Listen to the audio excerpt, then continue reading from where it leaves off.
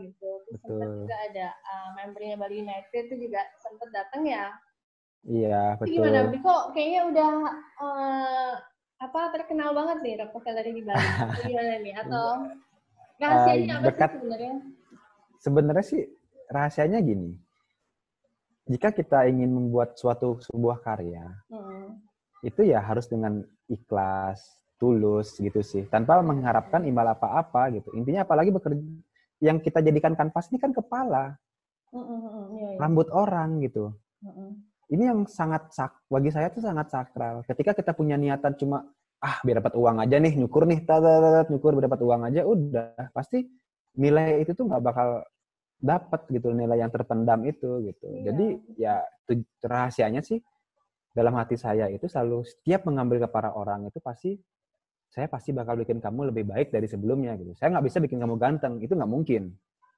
Tapi saya pengen bikin kamu tuh lebih lebih enak Baik. dilihat lah, good looking lah dari Iya. sebelumnya, lebih enak perasaannya dari curhat dia mungkin pada saat saya motong dia curhat tentang keluarga, bahkan banyak. Itulah tugas seorang barber, bisa menjaga namanya kerahasiaan dari si customer itu sendiri gitu. Pasti. Nggak harus melulu mengenai potong rambut dan hasil yang bagus, nggak harus. Mereka datang ke barber padahal rambutnya masih tipis nih contohnya. Datang ke barber rambutnya masih tipis, kok dipotong, udah pengen aja motong. Ternyata pada saat saya memotong beliau, dia curhat, cerita gitu. Dan ternyata dia nyari potongan ini ke barber itu tujuannya buat cerita, mengungkapkan isi hatinya, dan kita sebagai pendengar yang baik gitu loh. Mampu menjaga namanya kerahasiaannya si klien kita. Iya, gitu. betul. Jadi kan namanya cowok kan malu dong curhat sana sini, emang ke cewek beda lah gitu kan, dia punya proses sendiri. Dan emang barber emang jadinya wadah untuk para cowok-cowok ini tuh. Dia narsis, dia ya kayak cewek kelakuannya, curhat, cerita-cerita, bergosip, kurang lebih sih seperti itu gitu. Iya. Itulah budaya barber sebenarnya sih. Bukan hanya tentang motong rambut aja. Contohnya saya juga sempat potong, yaitu pejabat negara. Iya. Itu karena motong itu ya melihat dari karakternya itu. Kita setiap orang tuh punya karakter tersendiri gitu. Bagaimana dari rambut ini salah satu menjadi perwakilan dari karakter orang itu. Jangan sampai dia kehilangan karakternya dia gitu. Sama seperti Jokowi deh, presiden kita. Kayaknya nggak pernah potong rambut kan?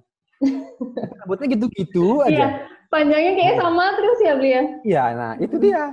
Karena itulah tugas kami gitu. Jadi bagaimana orang yang sudah mempunyai karakter, jangan sampai kita hilangkan karakternya. Bahkan kita bikin karakternya itu lebih hidup lagi dari rambutnya itu gitu loh.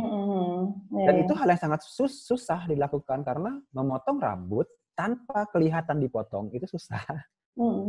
Gitu. Makanya Jokowi gitu, pejabat-pejabat negara rambutnya gitu-gitu, nggak mungkin dia berubah jadi mohawk gitu, nggak mungkin. Iya. Nah, jadi nyisirnya ke samping banget dan ke belakang semua, slick back gitu, nggak mungkin. Kita harus tetap pertahankan yang namanya karakter. Bahkan kita wajib lebih menghidupkan karakternya lagi. Gitu. Iya, betul. Dari segi rambut. Iya, itu berarti perlu experience ya, Bli, untuk bisa menguasai seperti itu. Ya, experience dan teori juga sih. Kembali lagi kita nggak bisa terbang tinggi jika tidak diseimbangi dengan pengalaman dan dengan teori yang sama-sama terbang gitu. Mesti Jadi harus seimbang ya sih. dua-duanya.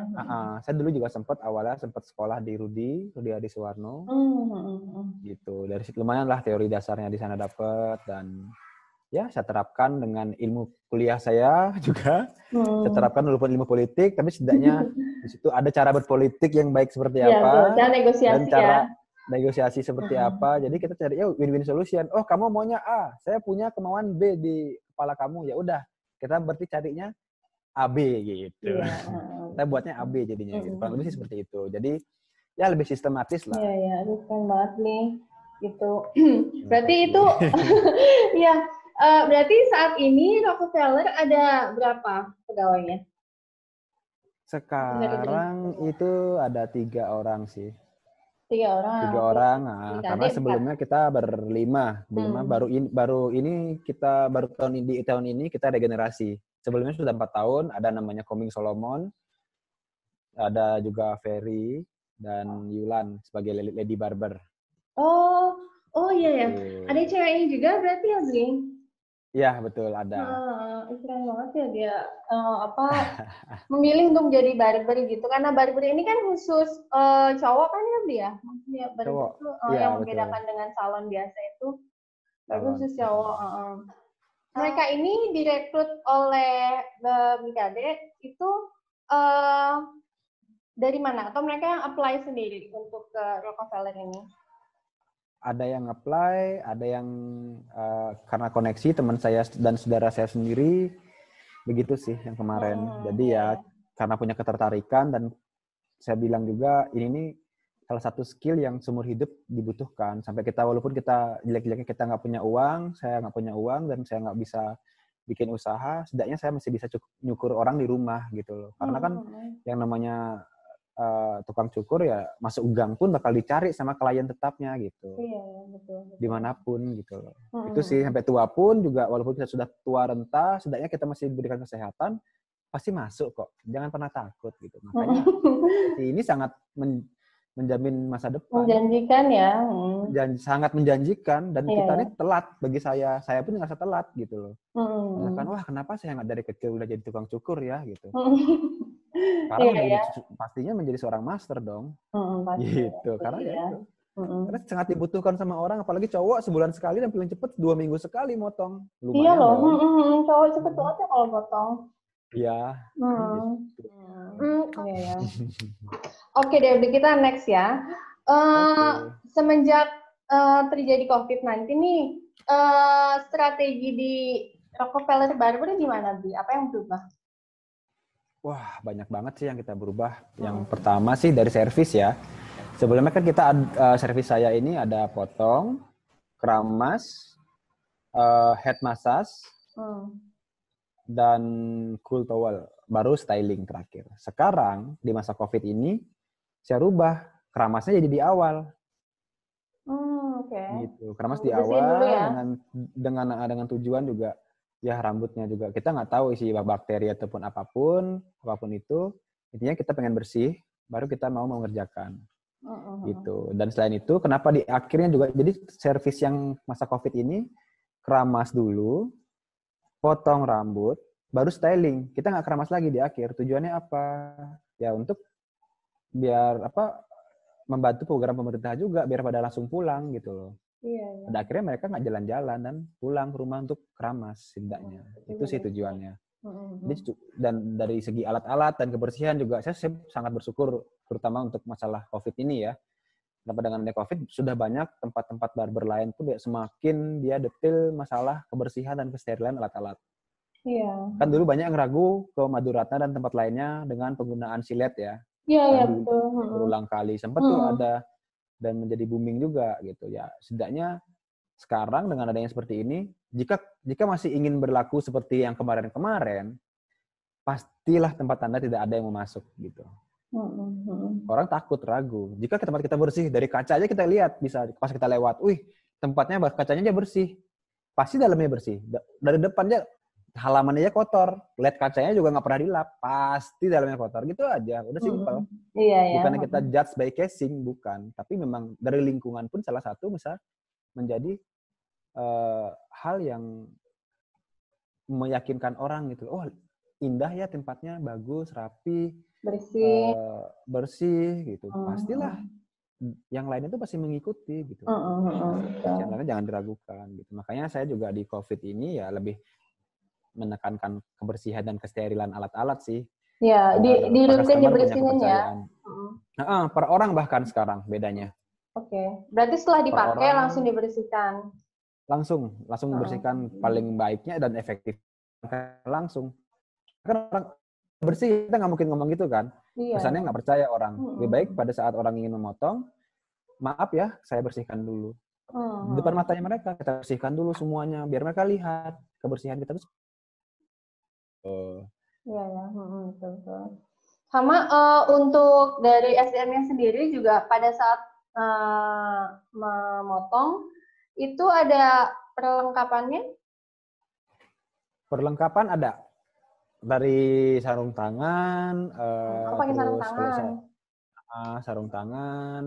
Selain itu ada masker pastinya. Pakai masker. Dan face shield boleh juga jika tidak mengganggu gitu. Kadang-kadang kan karena face shield terbuat banyakan dari plastik gitu ya bahannya.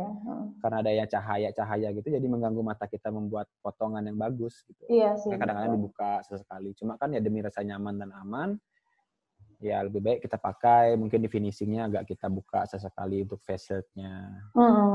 Itu sih yang paling penting, ya itulah alat disinfektan dan segala macam itu harus lengkap biar jalan lah pasti dengan customer. Ya intinya kita berinovasi, jangan mengeluh dengan keadaan seperti sekarang. Mengeluh nggak ada gunanya, uang nggak bakal masuk. Betul. Jadi harus berinovasi gitu. Seperti sekarang Denpasar PKM, apa yang kita lakukan gitu? Barber udah mulai sepi, orang banyak yang takut keluar karena malas ketemu pos-pos. Ya kita lah jemput bola. Teknologi udah canggih sekarang gitu, tinggal online datang ke rumah-rumah dengan protokol yang kalian punya dan ya yang bisa meyakinkan customer, pasti mau kok mereka dan yakin gitu. Yang penting ya udah bersihin diri dulu aja dengan pakaian yang bersih, sepatu yang bersih, jangan sampai bau, ketek yang jangan bau, mulut juga gitu kan, itu sangat lumayan mengganggu kenyamanan dong. Ya betul. Jadi bersyukur sih dengan adanya teknologi yang orang bilang sekarang generasi apa, era 4.0 ya. Iya. Ya gitu. Bagus.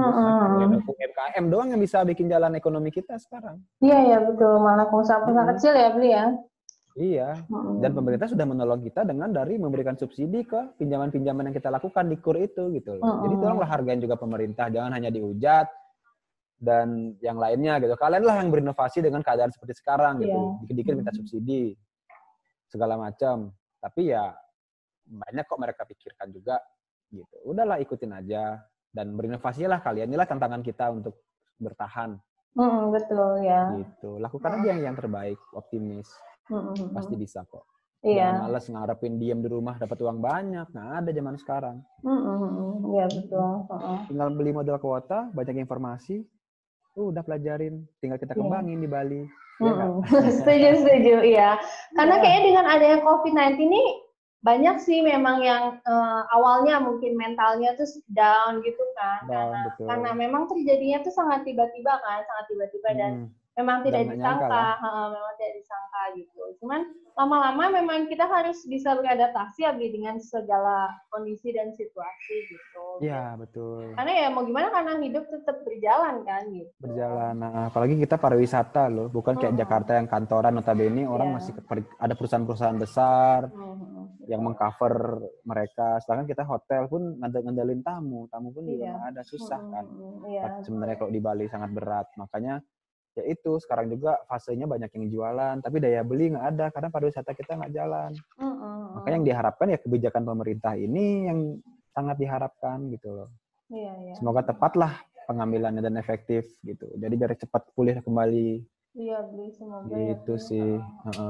Yang paling terdampak lah yang saya pikirkan juga, kadang-kadang customer gitu deh yang terdampak banget, udah kasih free kadang-kadang karena ya kita mengerti gitu keadaan seperti ini.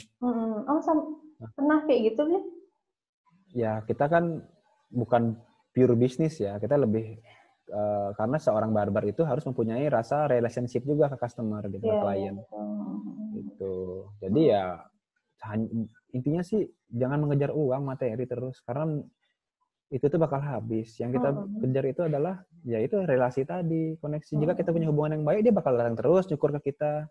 Gitu ya kan. Salah satu support juga dari masyarakat ke si barber sendiri. Kita juga di saat seperti ini ya kita harus memberikan kontribusi balik secara langsung, secara cash gitu.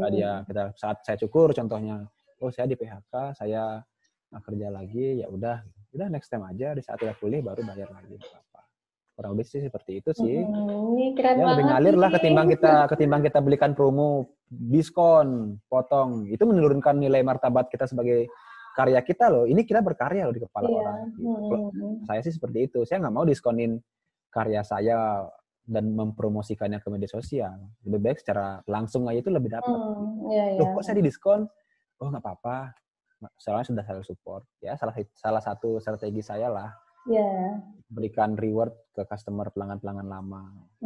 Karena emang karya itu tidak bisa itu tadi di diskon dan diumbar-umbar diskonnya gitu nggak masalah. Iya, Ya iya. kan? Keren banget nih Rockefeller. Mampirlah aja cowoknya. Iya ya, nanti kalau misalkan kalau udah sempat gitu saya mau jalan-jalan mampir ke Rockefeller Barber boleh ya Bi ya? Iya, sangat ditunggu. Apalagi membawa Beli terus gitu. menurut Beli Kade nih gimana next-nya untuk tren barber di Bali sendiri? Oke, untuk tren barber di Bali, trennya sih yaitu tadi Apakah akan semakin berkembang? Atau semakin berkembang. Semakin ya? Semakin berkembang. Dari kebersihan, dari hasil karyanya yang diposting melalui media sosial, terus dari informasi-informasi yang kita dapat.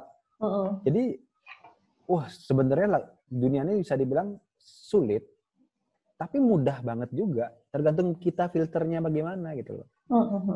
Pertama ubah dulu deh mindset pikiran kita, pola pikir gitu.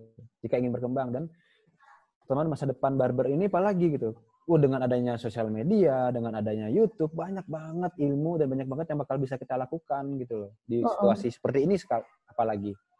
Kebersihan, terus promosiin dari kebersihan itu sendiri, dan promosiin juga hasil-hasil karya kalian, biar customer, wah keren nih, fotonya nih, cukur di mana nih orang gitu. Bakal bisa ke rumah-rumah juga dengan banyaknya aplikasi-aplikasi mengenai booking barber seperti itu kan. Iya, online ya, online. Online gitu-gitu. Bagus sih, cuma ya nyukur online begini nggak bisa. Susah kali ya. Sendiri nggak bisa gitu. Nggak bisa, iya. Setidaknya kita nggak diam di tempat lah. Kita ikutin aja ini apa sih yang bakal berkembang, udah masuk ke sana, harus mau nggak mau. Kalau kita nggak mau berinovasi dan kaku, ya kita bakal ketinggalan dan bakal berkembang. Iya, betul. Itu nyesuaiin dengan keadaannya terus. Keadaan seperti ini terus sesuaikan. Gitu. Biar berkembang. Jangan ngeluh terus. Ngeluh tapi diam sama aja. Iya, kita mesti pintar-pintar beradaptasi ya memang sebagai manusia. Gitu, biar tetap bisa jalan, biar tetap bisa menghidupi keluarga, bertahan hidup. Iya, binatang aja bisa loh beradaptasi sama lingkungannya. Betul. Kita juga jangan kalah ya, Bri, mestinya. Kita ini udah punya otak soalnya sebagai manusia, bersyukur gitu. Makanya jangan ngeluh. Iya. Oke, Bli, aduh seru banget ya kita ngobrol-ngobrolnya. Ini cuman sudah sampai di penghujung acara akhirnya. Wah, penghujung. Oke. Iya, Bli Kade, terima kasih banyak ya waktunya udah ngobrol-ngobrol sama saya, sama sobat-sobat ngobrol di rumah gitu. Nanti kalau sobat-sobat di rumah mau lihat portofolio dari Rockefeller Barber, bisa ya, Bli, saya cantumkan linknya di box di bawah video. Oh, boleh. Terima kasih sudah bantu kita juga promosikan karya kita. Kita seneng deh bisa sharing-sharing kayak gini. Pasti karena baik sobat-sobat di rumah pengen tahu tuh dan terinspirasi tentunya. Amin, Nastongkara. Pokoknya ya. Semoga pulih kembali semua normal pariwisata kita. Ya, doa yang terbaik ya buat semuanya, buat semua. Pokoknya saling support aja, pemerintah juga support. Betul. Kalian support aja semua. Jadi yang ya biar ekonominya muter lagi aja. Jangan juga terlalu sering di rumah. Keluar jangan takut keluar deh. Yang penting pakai masker. Iya. Jangan sentuh sana sini. Kalau tahu diri habis nyentuh ini itu ya cuci tangan. Simpel aja. Jangan takut gitu. Iya. Yang penting kalian udah bersih, pola hidup sehat. Udah gitu. Iya. Dan pastinya jangan dibawa stres ya kita. Iya. Nah stres itulah yang bikin jadi sakit. Jangan takut. Oke dah.